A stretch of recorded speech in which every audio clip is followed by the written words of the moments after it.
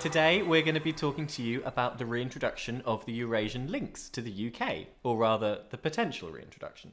What is a lynx? So a lynx is any member of 4 different species of animals, all in the genus Lynx, and the one we have in Europe and the one that we used to have in the UK before we drove it to extinction was the Eurasian lynx, which is lynx is its Latin name, which is really, it's really imaginative.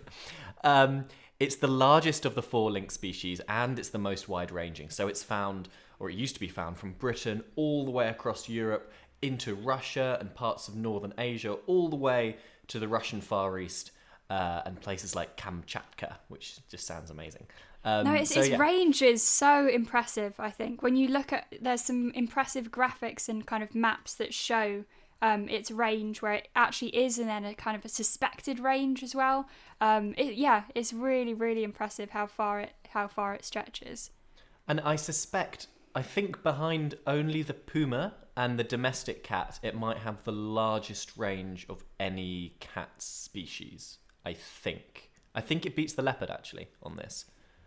I mean, it is very like you say, it kind of extends all the way across most of Eurasia into Russia. And then I think there was one interesting kind of study saying that how there's some association between, if there's a low human population density, then that's positively correlated to a high lynx density. I mean, unlike the leopard, which, we are seeing can survive in quite densely populated human areas, the lynx is a real kind of a wilderness cat. So it's not as big as the big cats you would imagine, like a puma or a leopard, certainly not a tiger. So in terms of size, it's between 80 to 130 centimetres long and about 75 centimetres at the shoulder. So it's a bit bigger than a Labrador, but still smaller than, what are those big dogs? A Great Dane. Yeah, so I guess if you saw one, it could maybe be mistaken kind of dog size. But yeah, obviously, like you're saying, nothing like jaguar or puma or to that kind of massive big cat. Yeah. And they've got these amazing sort of pointy ears as well, which are fantastic. And one species, the Iberian lynx, which is found in Spain and bits of Portugal, has got these fantastic kind of manes coming off its chin. It looks like it's got these great kind of, it's like a beard, a moustache almost, coming down over its chin. It looks a bit like a pirate. I love it. It's one of my favourite cats. Yeah. So, the reason we lost the lynx in the UK is quite interesting, because it doesn't seem to be a purely hunting, a purely anthropogenic hunting cause of extinction, as we see with stuff like the aurochs or the moose. So there is a cave in Yorkshire called Kinsey Cave, which has the last fossil lynx remains in the UK, which put them at about the 5th and the 6th century AD. So, later than the Romans, we still had this cat for quite a while, and it survived the Ice Age megafauna extinctions. It survived long after all that went. And so there is a theory that this extinction is probably due to political conflict at the time. There was a lot of warfare in the UK. There was lots of waves of immigration. And obviously that comes with a massive expansion of agriculture. So that just reduces the habitat massively. It's interesting with Yorkshire. It tends to be a theme with all these species that were lost, and then the last kind of tantalising glimpse of one is up in Yorkshire. Woo, go Yorkshire. Yeah, we go to university in Yorkshire, so we might be slightly biased. So what do you want to tell us a bit more about the lynx's dietary biology? Because obviously this has a big impact in why there is a bit of a controversy between the reintroduction of this animal. Yeah, so sort of lynx have quite they'll take a variety of different species, but in Europe they'll mainly take deer, it's particularly roe deer. And they can take things like hares, rabbits, marmots, squirrels, birds, foxes, mustelids. So they can take quite a lot of species. But I think sort of a main concern for the UK is whether this crosses over into livestock. Because this has been a big concern of lynx that might end up taking sheep or lambs. And then obviously in Scotland, you've got the big deer populations, which in our minds is, and conservationist minds who wants to bring them back, is possibly a good thing in terms of controlling numbers.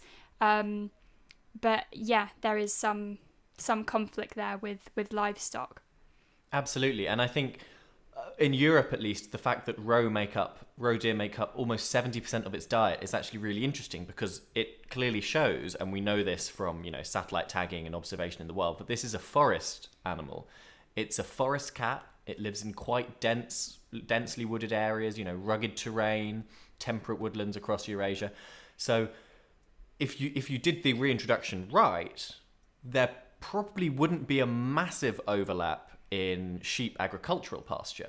So it must be recognised that, unlike with strictly vegetarian species like the beaver, it must be recognised that there is a potential for conflict between lynx and livestock. So in Scandinavia, each lynx takes about 15 sheep per year.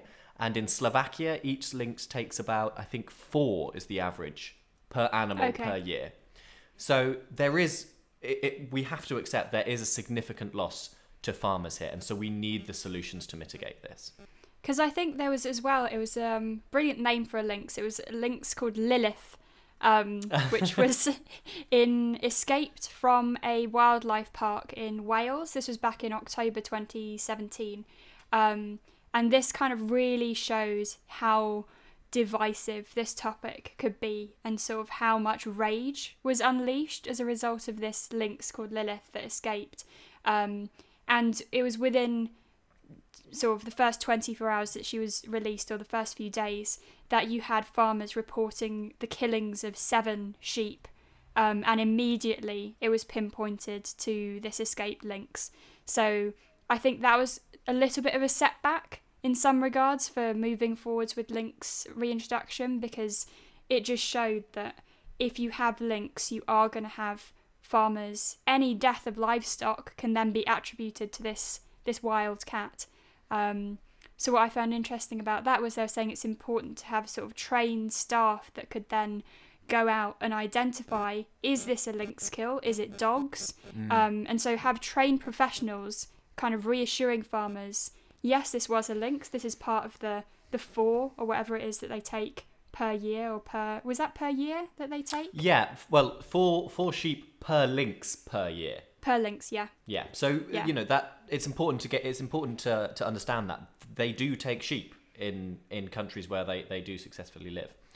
And so obviously, up until this point, you might be thinking, well, why do we need the lynx back? Because maybe they're just sheep menaces. They're not. Compared to other large carnivores like wolves and bears, lynx are so much more palatable for reintroduction. There has never been a recorded incidence of a lynx attacking or killing a human unprovoked, and their sheep predation is minimal compared to wolves. So, why don't we explain why lynx are a good thing to have in this ecosystem and why we need them back?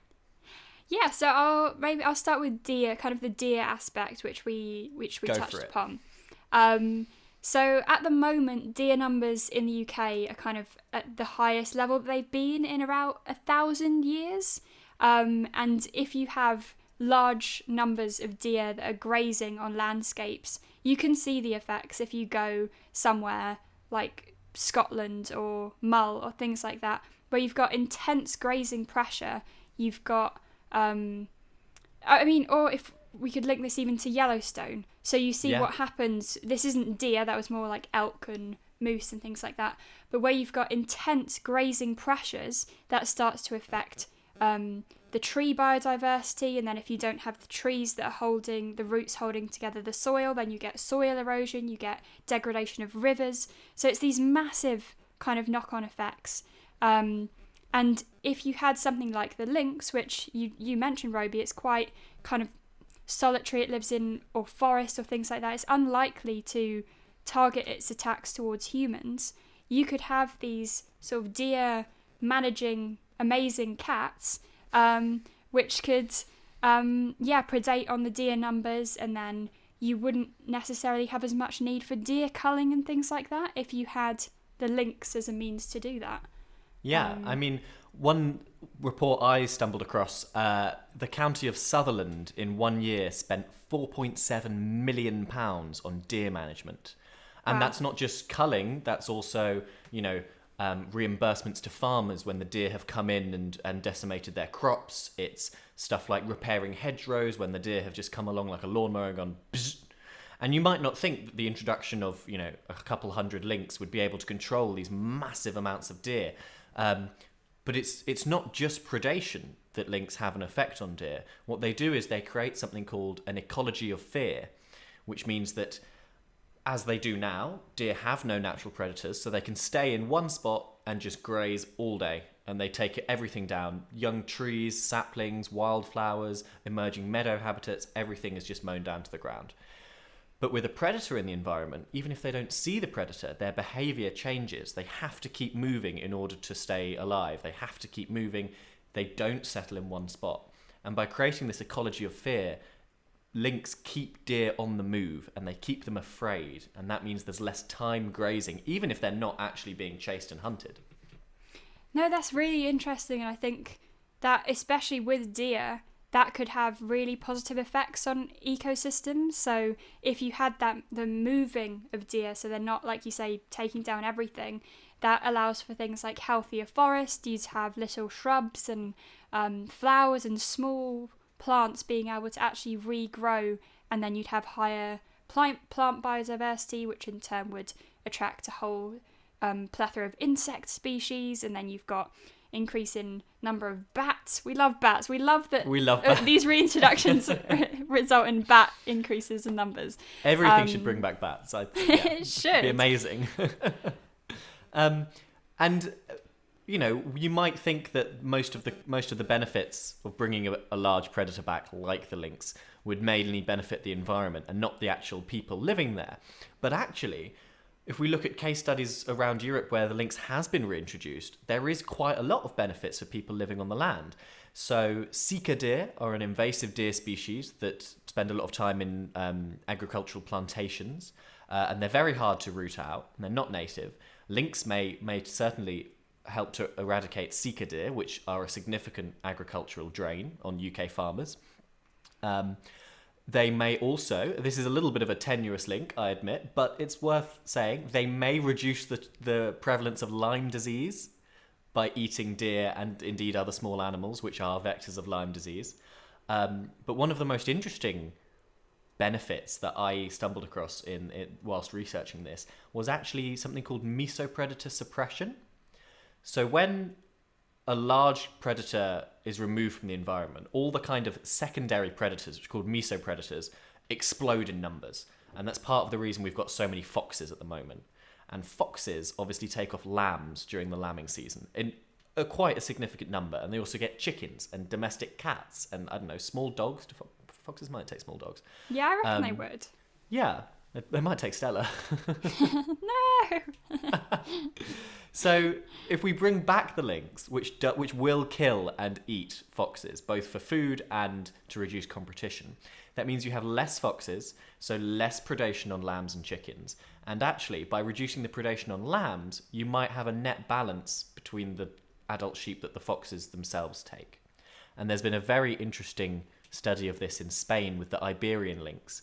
And in the areas where the Iberian lynx was reintroduced, the abundance of foxes has declined by 80%, which has corresponded to a 55% reduction in the predation of rabbits and partridges, allowing the rabbit and partridge hunting and farming industry to double in size since the lynx was reintroduced. So there are benefits for people who would live with the lynx.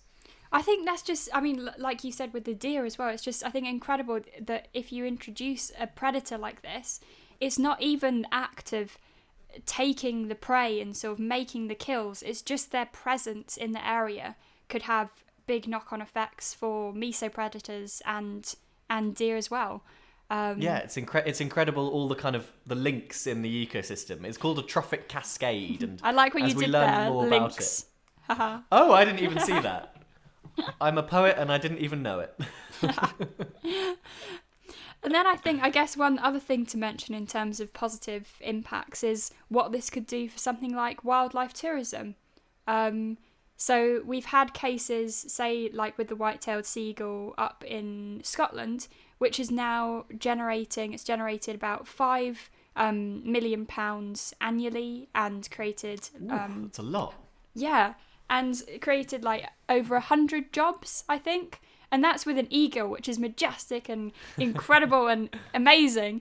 But imagine if that was a lynx. So we don't have any big cats. Yeah, I would definitely pay to go see a lynx. I would pay. I mean, so you've been to Mull to see these white-tailed seagulls, haven't you? What was it like where, in an area where almost the entire economy, well, not the entire economy, where an entire sector of the economy is driven by this one species? I think it's very powerful, and you really notice it when you're there. So almost all the B&Bs or the hotels outside, they'll have sort of a sign that says, we also run wildlife tours. And so a big market is for the otters as well, but also the eagles, which were reintroduced. They'll be on posters everywhere where you're driving, being like, come see the white-tailed seagull, we do tours, we can take you to the site where you can see them. So yeah, I think it's massively driven attraction to somewhere like Mull because of having them brought back. And we know that it can be done, and it can be done successfully, because we are way behind the rest of Europe when it comes to reintroducing the lynx. Switzerland, Slovenia, the Czech Republic and Germany have all reintroduced the lynx, which is incredible. But Slovenia did it in 1973, and they introduced 6, and they now have around 140. So we're so far way behind the curve. Yeah. And I was reading George Monbiot's excellent book, Feral, which everyone should read if they can. Such a good book. And he points out a really interesting piece of hypocrisy here. And so he notes that it's often said that Britain is too small or too crowded to reintroduce large carnivores. But this hasn't stopped the Netherlands, for example, which is tiny and now has wolves. And it's also said that we can't afford it, although this hasn't stopped Romania, Bulgaria and the Ukraine. So there is a little bit, I think, of, this isn't our problem, a little bit of maybe cowardice almost. Although something I found quite interesting, so we mentioned Derek Gow before as someone who's involved in beavers. So let me just read it, because I don't want to misquote him. But it was saying, he was saying, I don't think, despite the hype, we are ready for lynx. Interesting. So what he said was, there is no evidence that the Lynx Trust has built any bridges with anyone else, and a complete climate of opposition to the organisation's approach to this application currently exists. So he says that he's more in favour of introducing something like wildcats, and argues that maybe we aren't quite ready for the lynx yet, which I found interesting, because like you mentioned, it's been done in other European countries, sort of small size, like the Netherlands. Although it sounds that his criticism might be more to do with the way it's being reintroduced than the species suitability for reintroduction itself. Yeah, no, I would agree. I think in terms of suitability in the UK, there are areas where it could be brought back.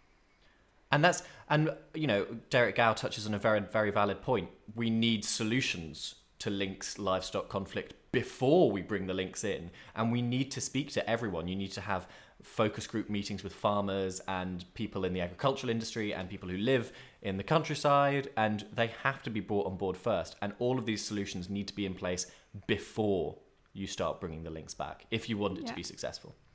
And there were some. Sorry, go on.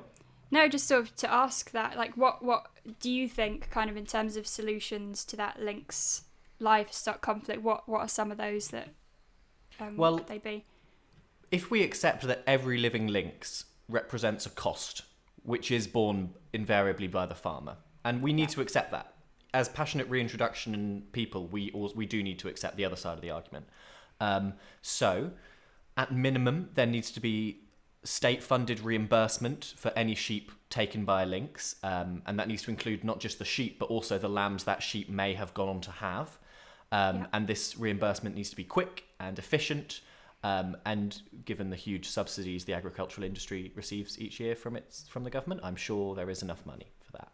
One might go further. The Sweden has quite an interesting thing in place where it gives farmers an annual grant just for having lynx in the area. And, no matter if they take the sheep or not. I think that's quite good. And there are also some kind of behavioural things. Lynx are ambush forest predators, so if we keep sheep grazing in open pasture, you reduce the chances of an attack. You can relocate troublesome lynx to other areas. And my personal favourite, which I think you will love, Emma, is guard llamas. Oh my goodness, yes! Can we please get guard llamas? Yeah. So what is a guard llama? Well, it's a llama that guards sheep. So instead of having sheep dogs, you put in every sheep flock, you have a guard llama, which doesn't need to be fed because they graze alongside the sheep. They're safer for walkers than guard dogs. And you know how spitty and bitey llamas can be. So it's a guard llama. I love this idea because this is awesome. But how would the lynx not be sort of if they were taking on something like sheep, which has been done? What is stopping them taking on something like a llama? Sheep are woolly wimps. It's quite easy for a lynx to take a sheep if it so wished, whereas a llama, which is, tall enough to look a person in the eye and quite fierce, llamas in South America kick off puma when they attack, and a puma is twice the weight of a lynx. So in the US, where this has been tested, guard llamas have reduced predation on sheep by coyotes by 90%. Really? Yeah. And if they can take on a coyote, I'm sure they can take on a lynx. I have a new favourite. I love guard llamas now. Yeah, I think that's one of the best ideas. So once we've got these systems in place, we should then think, okay, does the habitat exist for the lynx? And excitingly, research suggests that yes, it does. I think I've heard a couple of things in the UK where I know I think it was a proposal to Natural England to reintroduce them in the Kielder forest. Yes. Was somewhere that they were looking at reintroducing them. So as I understand it, there's two main research groups who've tried to find space for the lynx. The first was Dr. David Hetherington, who is involved in wildcat conservation in Scotland. He identified the Cairngorms National Park in Scotland and then the Kielder Forest. And the Cairngorms, he thinks, with huge numbers of deer, low human populations, few roads, he estimates that could support up to 400 lynx. Wow. I could see why in kind of that remoteness, and if you have fewer people there, you're obviously going to have fewer conflicts with livestock, which is a positive as well. Yeah. And one study modelled the dispersal of lynx and found that the biggest threat to them actually was road collisions. And because there's so few roads in the Cairngorms, that's a very attractive place to release them. The other study which looked at it was by Johnson and Greenwood, and astonishingly, they actually put a number on it. They identified 11,369 kilometres squared of suitable habitat. Wow. In the UK. Yeah, much more than I thought. That's impressive that they can do that. Yeah. But their estimate of how many they could support was lower. It was 256.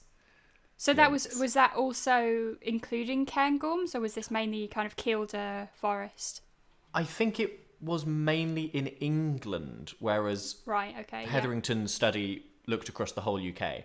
So in England, Johnson and Greenwood identified the Kielder forest as the largest area, and then also southeast England and the Thetford forest.